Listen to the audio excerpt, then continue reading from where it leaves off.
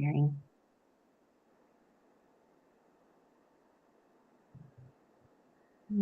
Okay, done. All right. Well, welcome. This is Tuesday Talks, December 3rd, and I'm ecstatic to let you know that today we have a couple of special guests and two other kind of hot topic points of interest. So first, we're going to get started with Melissa Jackson. She's the Marketing Services Manager at GCFA, which stands for General Council on Finance and Administration of the United Methodist Church. She's a designer, brand developer, marketer, and heck, she's a really nice person too. So Melissa's going to share some information about the services that she provides for our churches. So Melissa, please take it away. Thank you so much for having me, everyone. I'm glad to be here today. And I'm just going to share just one of the things that we do at GCFA. Our support brand is called UMC Support. And underneath that brand is a bunch of services that we provide for local churches, annual conferences, and really any United Methodist ministry that we can support and help. And one of the things we do regularly is we present free webinars, and then we send out those webinars and we host them on our site. And not too long ago, my team, the communications and marketing team, we did a webinar where we kind of showed some we called it the communication cool tools. Really what it is just some great little tools that we could offer to people in local church settings to help them support their ministry. And then I can also talk really briefly about the things that we can also do. So if you'll bear with me, I'm going to go ahead and share my screen. And then I'm just going to talk through this as quickly as I can. But please don't hesitate to interrupt me if you have any questions or comments or things you want to include. Happy to make this conversational if that's helpful.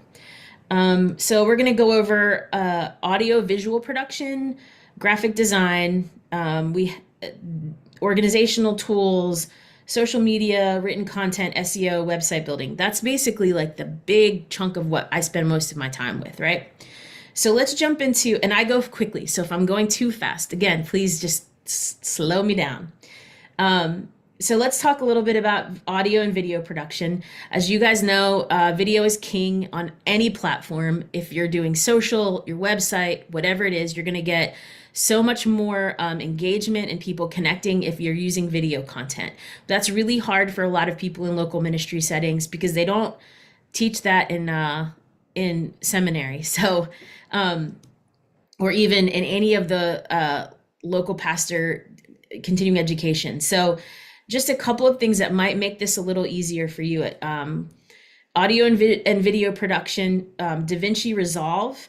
They have visual effects, there's color correction, there's audio post-production, video editing, and there is a free version. So if this is something you'd like to kind of tinker around in, let's say that you have some video of events at your ministry, this might be a good place to kind of jump in and tinker around and play around and see if you can put some things together that you could share on your channels.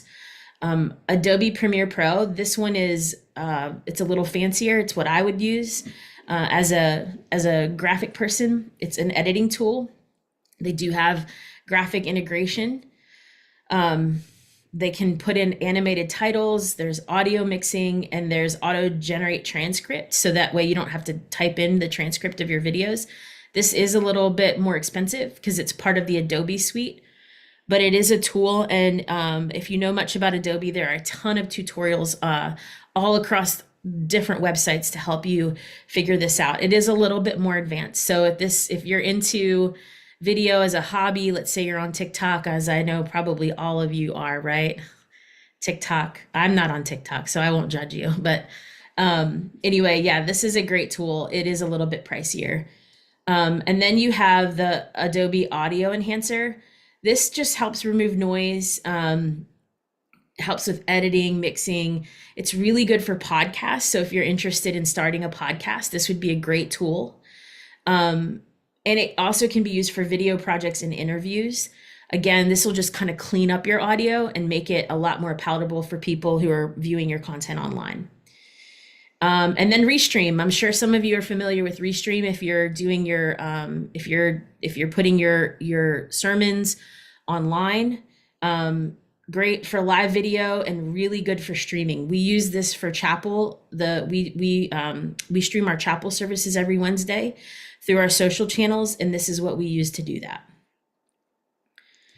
All right, let's go to graphic design. This is where I have most of my background in graphic design. Some of the things that I like to use when I'm working on creating things is Adobe Color. This is a free tool. And the thing I love about it is if you look over here where it says analogous, monochromatic, triad, what you do is you put in your primary color. So let's say that your ministry has brand colors or maybe a color. I mean, maybe it's the UMC red. You can put that hex code in here, right here, and then you can filter through all of these and it's going to come up with some really great color combinations that work with your color. Another thing I love about this is you can go to themes, explore up here, and you can type in a word like mountains, right? Or if you live in an urban area, you can type in urbanscape, and it's going to come up with a ton of determined color palettes that look really good to connect people with what it is you're trying to communicate. Now, if you're like me, visuals are the number one way you connect with content. So having the right color palette you think it might not be a big deal, but it ends up being a much bigger deal than you realize as you're trying to communicate across different channels. And then another tool that I think is really great is free font platforms. Obviously, fonts are a big part of communication. If you are an Adobe user, which you may not be, but you have access to fonts, but there's also these websites. So DaFont, FontSpace, 1001 free fonts, B Fonts, Urban Fonts, Font Squirrel. These are all places where you can download free fonts that won't corrupt your system. They won't give your computer any problems. You want to download open type fonts, and you can kind of use this as a tool to help enhance your communication, especially if you're using it on top of design. Photos. If you can't use video, I recommend you use photos. And don't just think about people for photos, right? Think about how photos communicate aesthetic, how they communicate mood, all of that. So these are really important. So you can get stock photos from Unsplash, Raw Pixel, Pixabay, Stock Vault. These are all high quality images. And I would say if you're not going to use pictures of people in your ministry, shy away from using stock photos of people. But that doesn't mean that you can't use really great pictures to help communicate what you're trying to communicate. Like this picture here, this beautiful mountain, it doesn't have any people in it, but it still can be used to create, to communicate across different platforms. Now, one thing I will say is, when you're using sites like this, you don't have to worry about copyright issues, but when you're getting things off the internet just from search, you are more than likely in copyright infringement. You are more than likely using pictures that aren't yours to use. So be really careful when you're doing that. That's why I like to have sites like this that I can go to and I don't have to worry about citing my sources or whether or not I'm in copyright infringement. And then there's the all-in-one, right? Where you can put it all together and they have fonts, they have color palettes, they have photos, they have it all. Adobe Express is what I use when I want to, let's say, create a flyer, or in your case, maybe you want a bulletin insert, or maybe you want a poster that you're going to hang up in local schools about an opportunity that you're doing, for children's ministry or whatever it is. These are great, great tools. I'm sure a lot of you are familiar with Canva. I get a lot of people who use Canva. It's a great tool.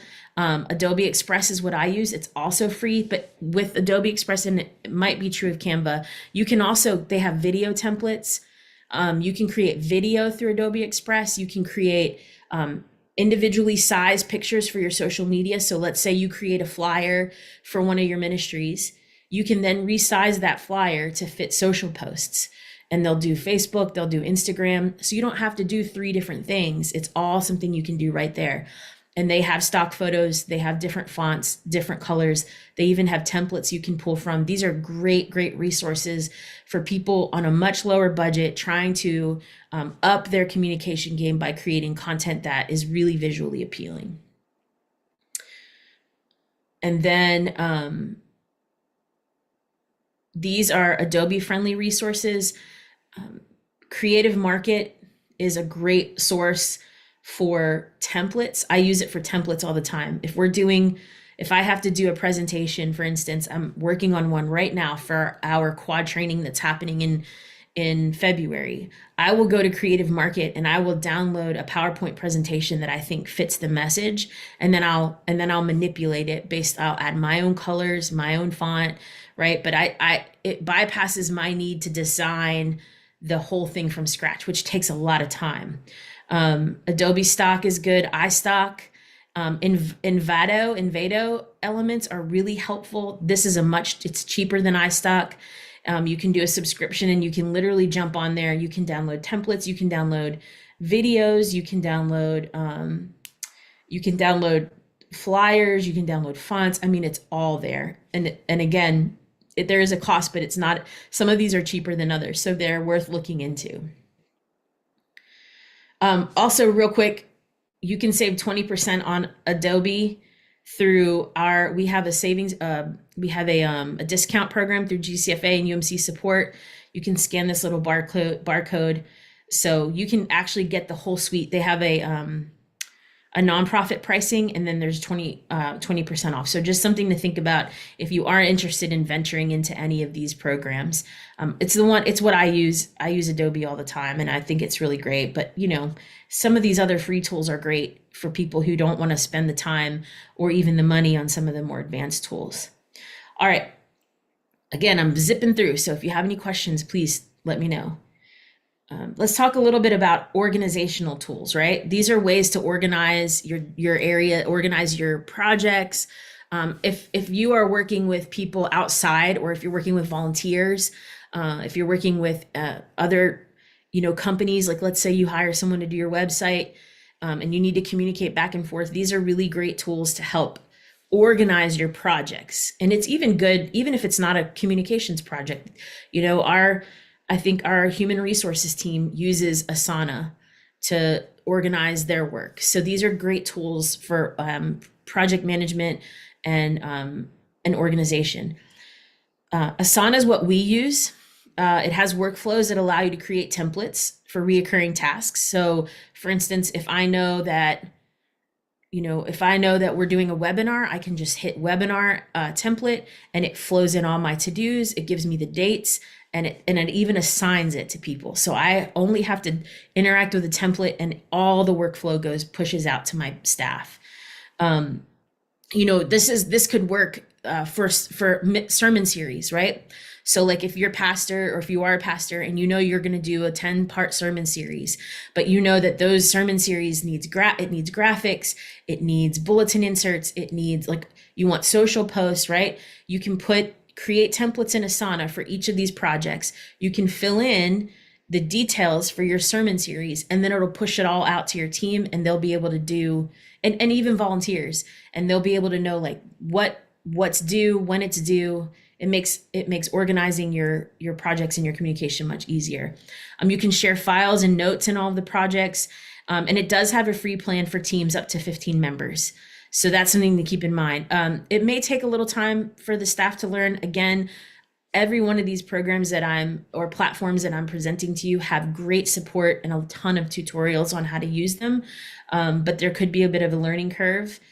Sometimes it can be a bit much for small teams or single projects. So if you're only doing something once every couple of months, it may not be the right thing. But if you find that your team is working on multiple things, or your volunteers are working on multiple things, or there's multiple components to the things you are working on, this is a great tool.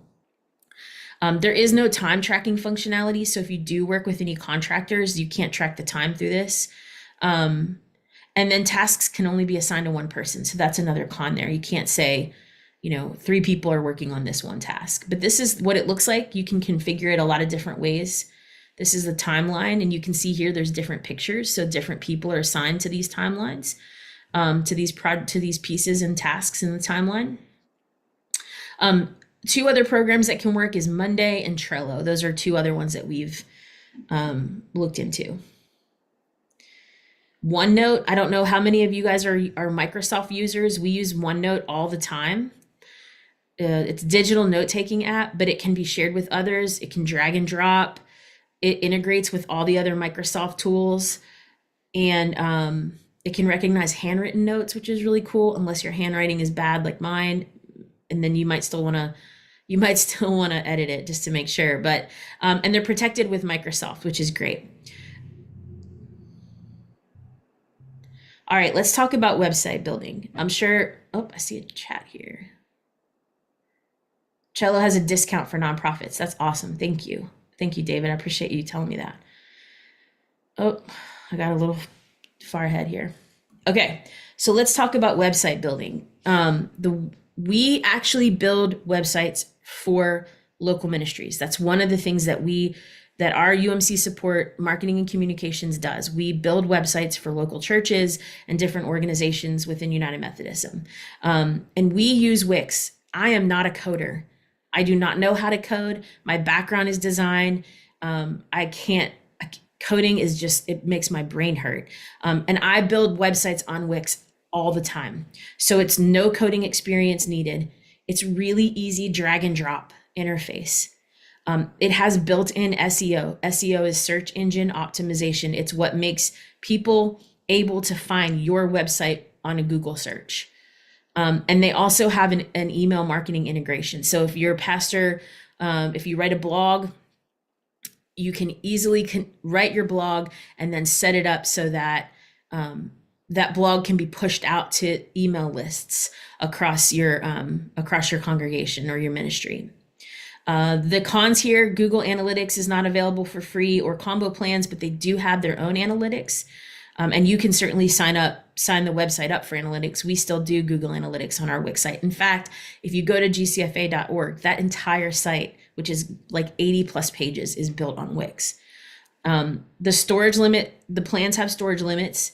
You can't change your whole template once the site is live, but you can change every other piece of the aesthetic. So really, you're not swapping out one template for another, but you can completely go off template and create another thing if you want.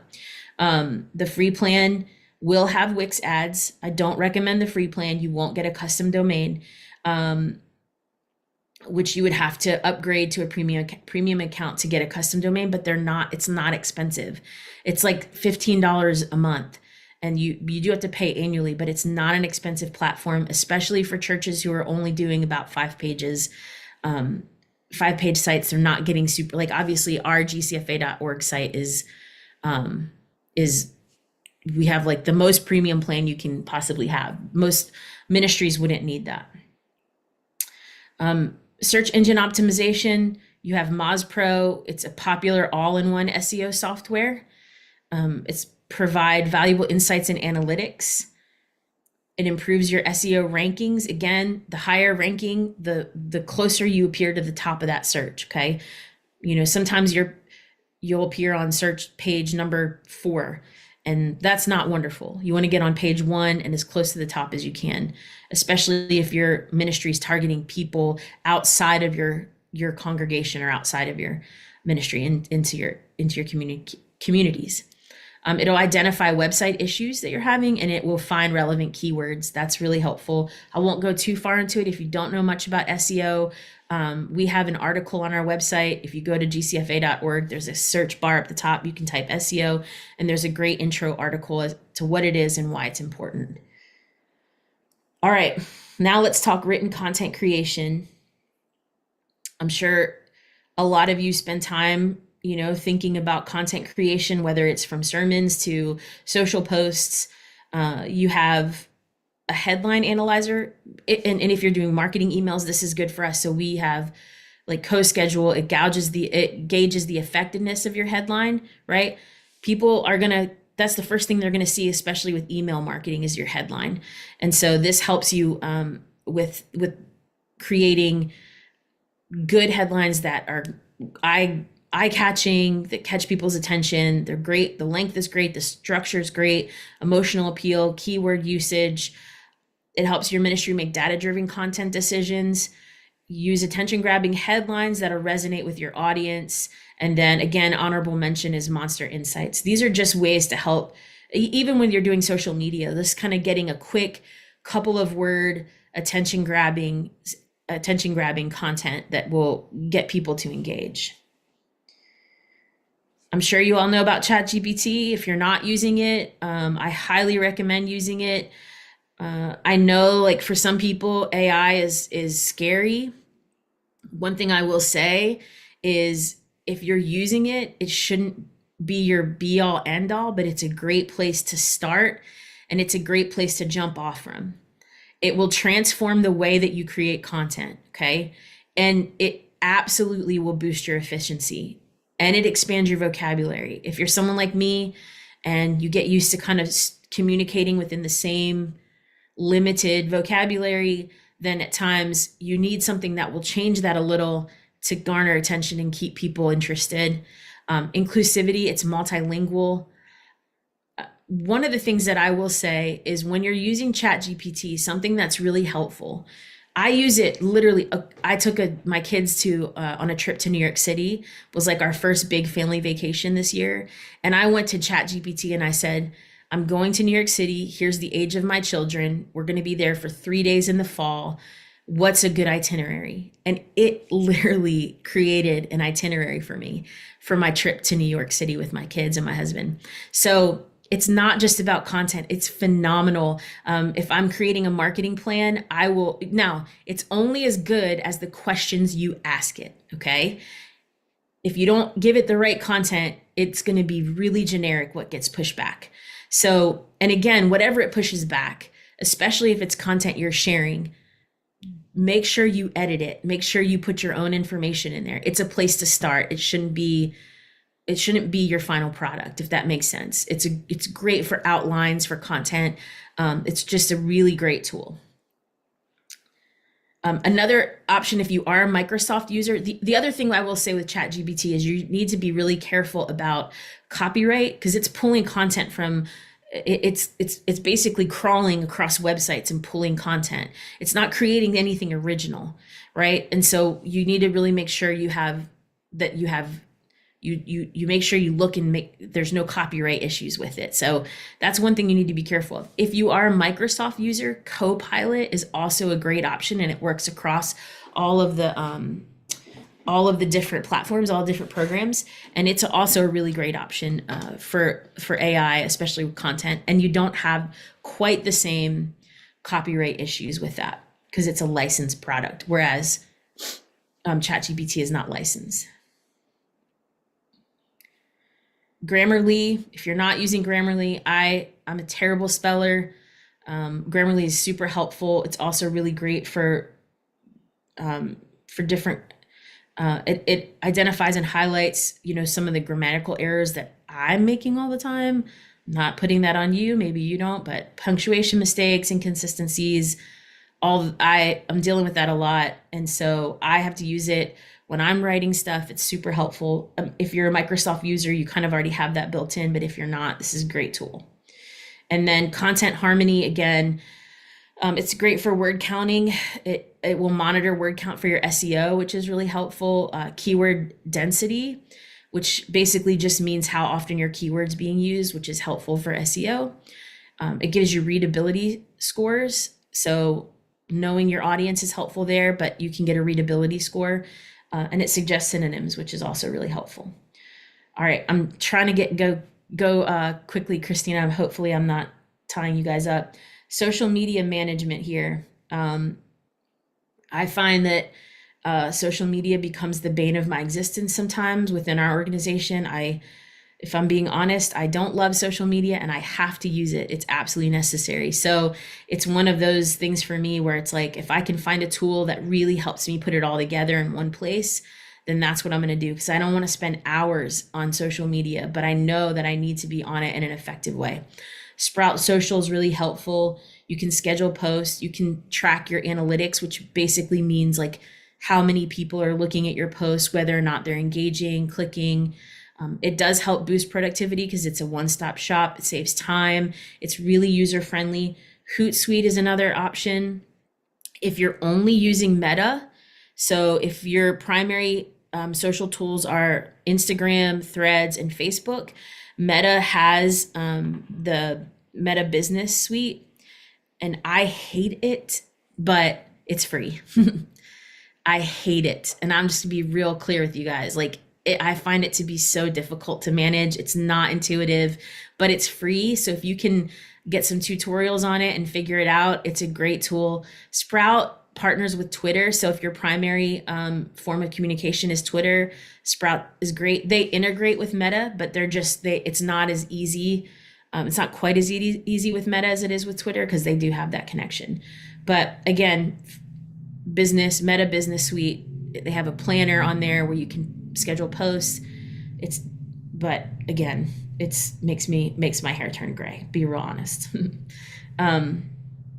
Okay, so that's basically all that I have for you, but I did want to show you guys some of the things that we can do to help support your ministry. We have strategic communications. What does that mean? If you have something particular like a funding campaign, or if you want to talk about, you want to introduce your new pastor and you want to create a campaign, we can create strategic communications. We can do graphic design. Oh, sorry. We can do graphic design anywhere from, I don't know what that means. Anywhere from bulletin inserts to posters to flyers to social posts. We can do that for you. Ministry branding. One of the things that I love to do is, if I could choose one thing that I could do all day long, it would be branding development. I love to build brands. And so if you have, we've built brands for annual conferences, for local churches, for church co-ops. So if you want to create a new brand for your church, that's something we can do. I also have a branding tool on our website, gcfa.org. Again, you can go up to that little search and put branding, and you'll have all kinds of resources there that you can pull from. We do create ministry videos. If you find that you need help with that, we can work with video from your phone. We can come and shoot video, whatever is needed and whatever your budget will allow. And again, we do build websites. We build them frequently. We have a ton of experience building websites for local churches. So these are some areas where we can help support your ministry. I would love to work with you. Our objective here is to support as many ministries as we can. We are United Methodist. We understand the unique situations United Methodists come up against. We understand the communication. We understand, a lot of times the mission and vision of United Methodist churches, while they're not all the same, we are United Methodist. So that's really helpful when you're trying to work within that system. And two other things, you can subscribe to our newsletter and unlock free resources tailored to your ministry. We send out a newsletter every month called The Collaborator, and it's full of free resources. That's all we do. Put in there nothing. It's just things you can download, webinars, infographics, all that kind of stuff. And I would encourage you to check out our webinar section on the website. It's super robust. We have a ton of webinars that we've created over the past couple of years to really help get information into local churches. So I think that's it from me. I'll stop sharing. Does anybody have any questions? I see there might be one in the chat. Do you build some of the sites using WordPress at churches? I hate WordPress, so I do not. churches is a UMCOM ministry. And so if you use them, then that's UMCOM. I will do anything I can to not use WordPress. It's so difficult for me as a designer and not a coder, and my brain doesn't work that way. And that's why all the sites that we build are on Wix. And it's because Wix is super, super intuitive. It's really user-friendly, and it's also easy. So when we build a site, we include 2 hours of training and support. So if you need help with it, but we train you on Wix. And I find that when I'm training people, they get it so much quicker. WordPress is more difficult. There's a lot of pieces to WordPress. You might have, there's some WordPress obviously has a platform, and then there's different ways and different organizations within WordPress that you can use. So, like I think Expression Engine is something you can use in WordPress to design your site, but it's not WordPress. That's confusing to me. So I don't use WordPress ever. I avoid it like the plague if I can because it's so hard. But yes, Churches does use WordPress, and I'm not sure if they provide support or not. But if you like WordPress, I'm not judging you. It can be a great tool for people who understand it. Okay, thank you so much, Thanks. Melissa, I for all appreciate your y'all. information. As you can see, Melissa in particular is a great asset at GCFA. I mean, all the staff is really nice.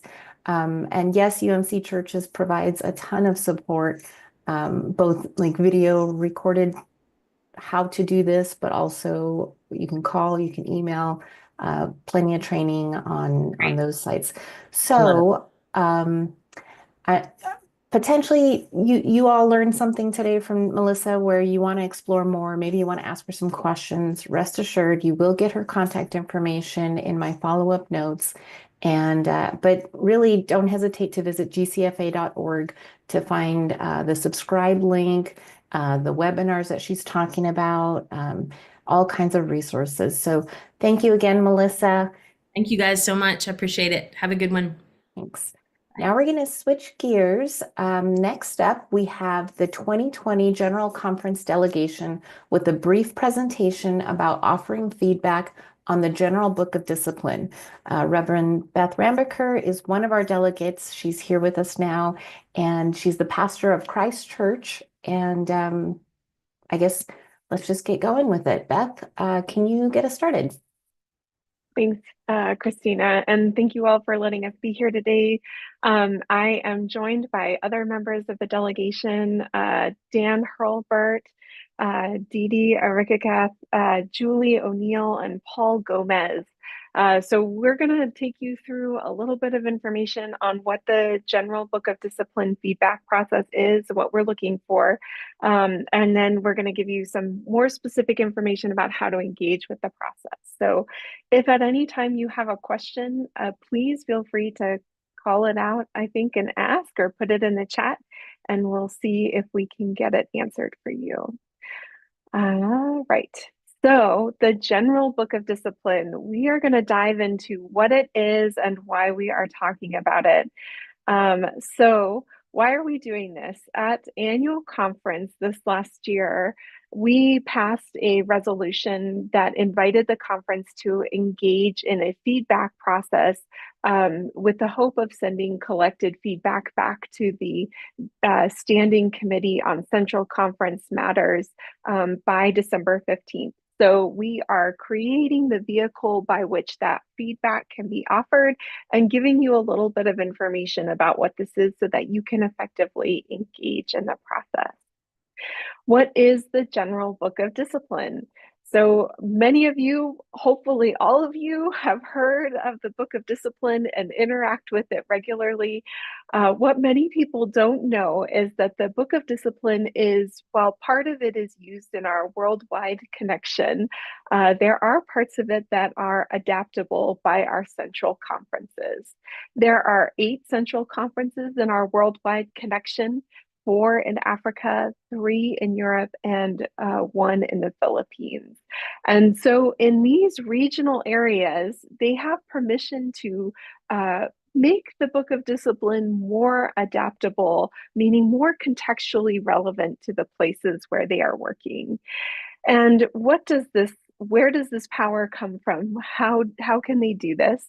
Right in our Constitution, in Article 5, Part 5, we say to make such rules and regulations for the administration of the work within their boundaries, including such changes and adaptations of the general disciplines as the conditions in respective areas may require, subject to the powers that have been vested in the General Conference.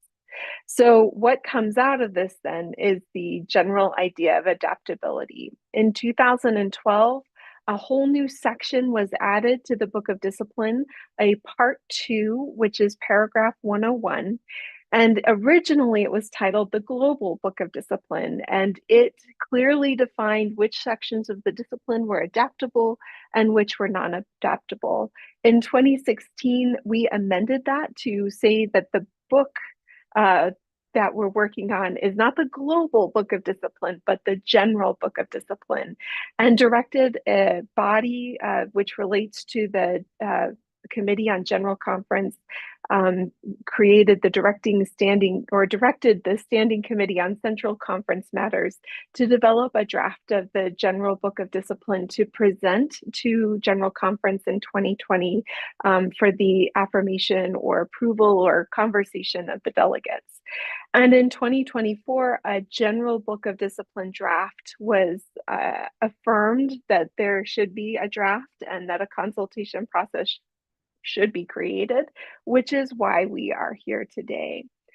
Adaptability has, before General Conference 2020, it applied to only the section of the Book of Discipline that is known as Part 6.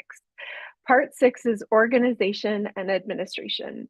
If you have opened your Book of Discipline lately, that is everything related to how the local church is organized, how pastors go through ordination, what different orders of clergy are, how to manage districts and conference, what are the rules around superintendency, all the way up to big questions like the organization of the general church.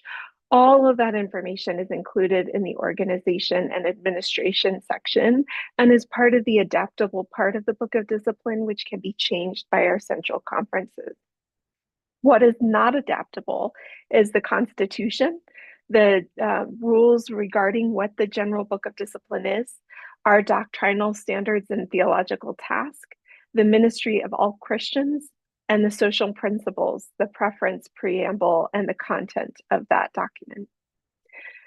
The proposal that is before General Conference 2028 is to add a new section called Part 7, which would be adaptable by everybody. It would be adaptable within the United States and abroad, and to move part of the organization and administration in Part 6 into the non-adaptable part bucket of the Book of Discipline, so that some things can be set in stone, such as there are clergy orders.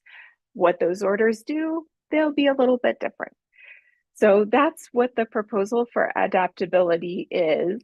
What does this look like in terms of regionalization? It's really important to know that this is a concurrent process with regionalization. It is not regionalization itself. And regionalization will have the effect, if it is ratified by conferences in the United Methodist Church in the upcoming year.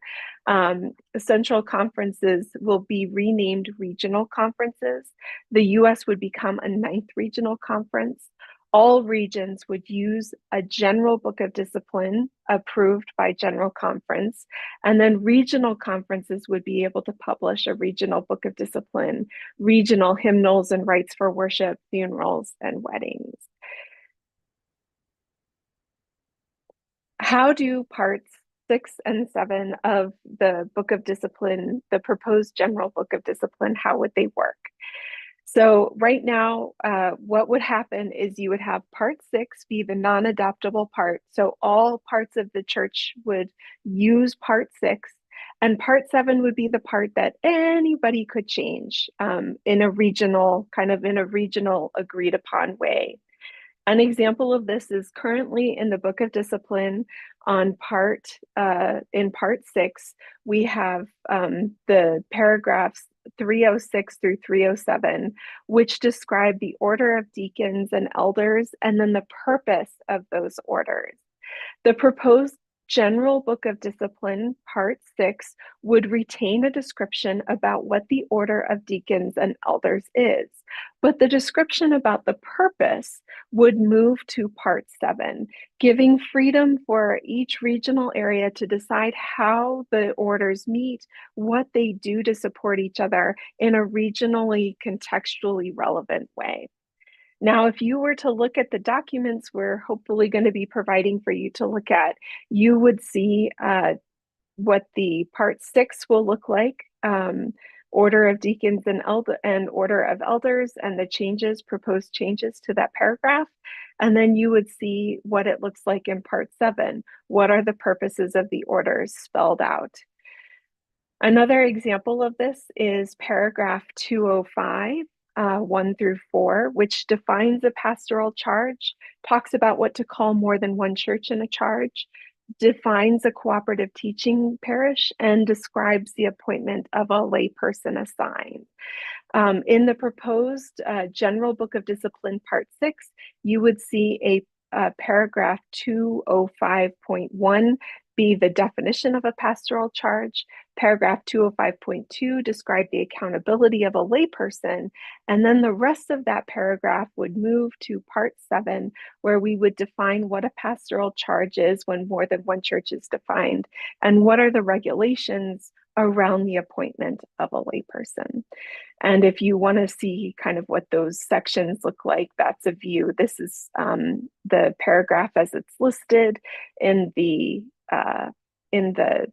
Part 6 documents, and here's the paragraphs as they're listed in the Part 7 documents. As you can see, this feels a little bit like rocket science when you're reading through these documents. So just a word about notations. When you're looking through things, it will always tell you what parts of the General Book of Discipline correspond to the Book of Discipline, and what parts of the proposed Part 7 correspond to Part 6.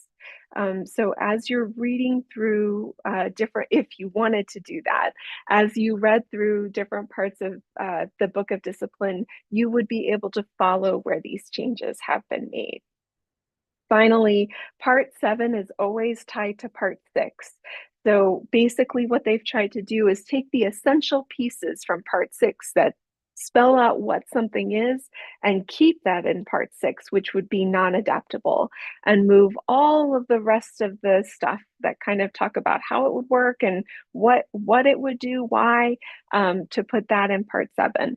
So these parts are always tied together, but gives each area some flexibility. Now, what are you supposed to do with this? Because if you're anything like me, you're probably not going to sit down and read all of Part 6 and all of Part 7 of the proposed legislation for General Conference.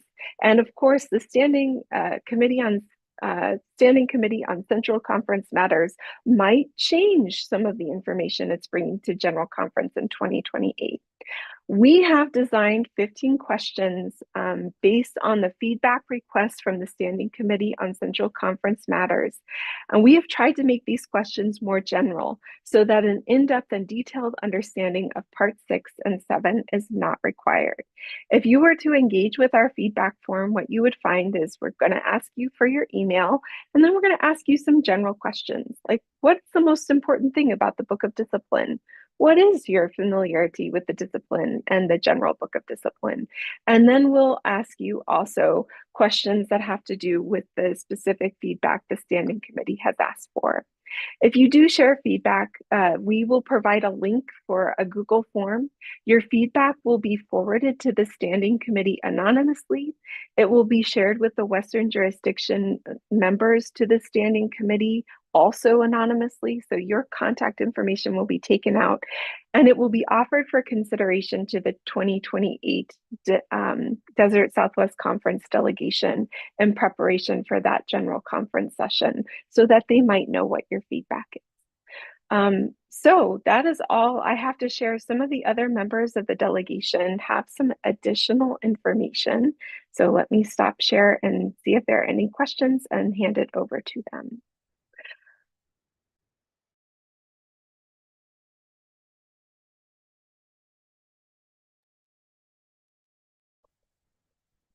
Okay, seeing no questions because we overwhelmed you with information. I am going to hand it over to, I think it's Dee Dee. Are you up next? I'm here. What do you want me to speak on, Beth? I think the presentation was actually quite thorough about timelines and such. So I'm happy to answer any questions, but it seemed pretty clear. If the delegation feels like we covered it, then we will leave it at that. I will say it's important to know that none of this is set in stone. The General Conference makes its own decisions as a gathered body. So we are only providing feedback. And we want to make sure that though we give you a chance to participate in that. I'll jump in and let you all know that you may wonder, when will we vote on this? And so annual conference for our conference is coming up in June, but none of us are going to be voting on it. This is something that won't come before any annual conference. It actually comes in front of the General Conference, which the next one is scheduled to happen in 2028. So it's important to have our feedback, and then once the delegation from our conference is elected to go to General Conference 2028, that's when our conference and other conferences will have the ability to look at all the feedback, like Beth said, and really take into consideration these proposed changes and to then cast a vote on that. This process, obviously, we're still in 2024, so we're kind of looking at a lot of time between now and then. Hopefully, it doesn't fall off of people's radar. We'll continue to work on this. The standing committee will continue to do their work, and these changes will be addressed at General Conference 2028.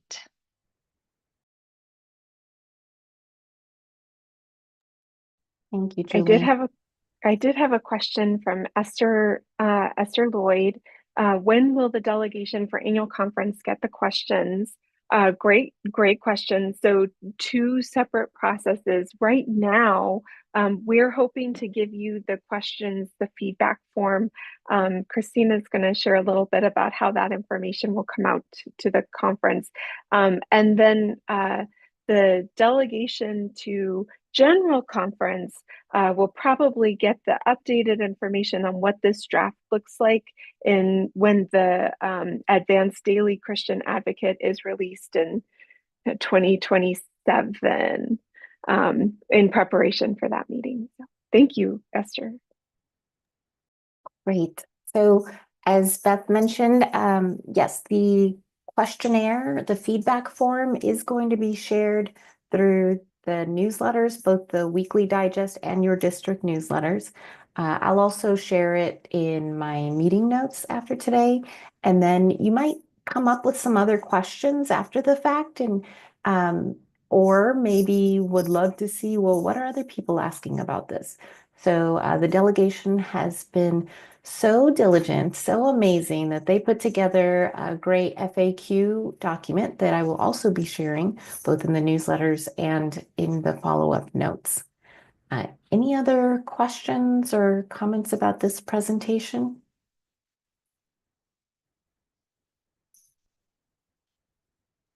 And thank you, Beth. If you do have additional questions, you can contact Beth. I'm going to include that in the meeting notes.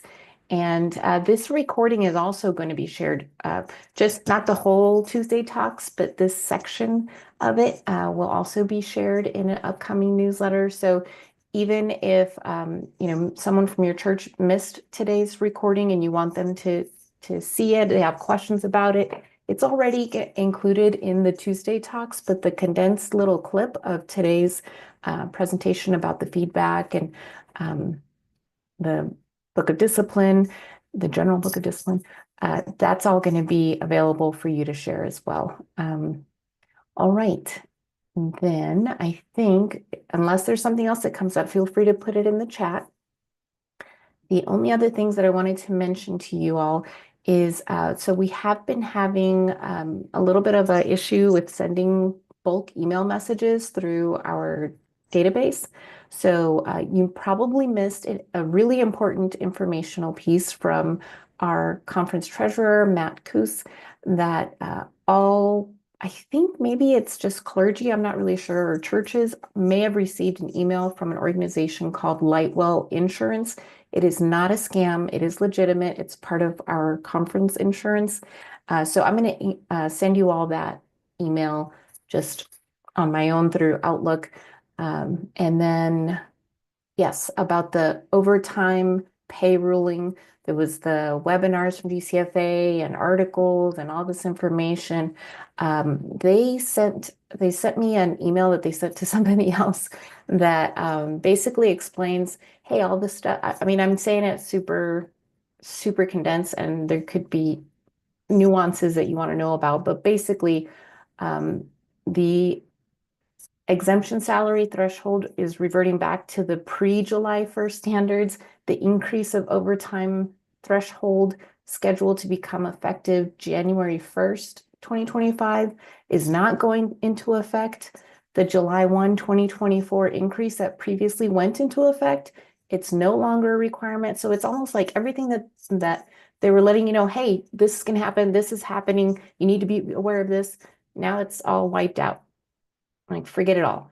However, if because of all of these things, like, hey, you have to do this and don't forget about this, and this now requires whatever, if you made some changes to some of your staff's upcoming salary because of those things, they do have some recommendations for you there. I mean, as far as like, it's probably not a good idea to go back, but there's other things that you should consider, like, well, what does the job description say now?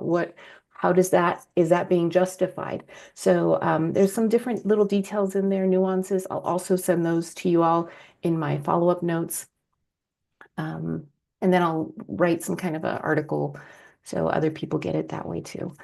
Thank you all. Today's Tuesday talk, every Tuesday talk is scheduled for 1 hour.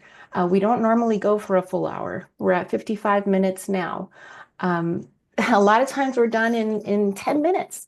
But I hope that you have found today's Tuesday talk beneficial, and you will come back, share it with your church staff. Thank you so much to our delegation for putting all of this together, and throughout the many, many, many, many, many long years that they have been faithful servants for all of us. So thank you. I hope you have a great rest of your week.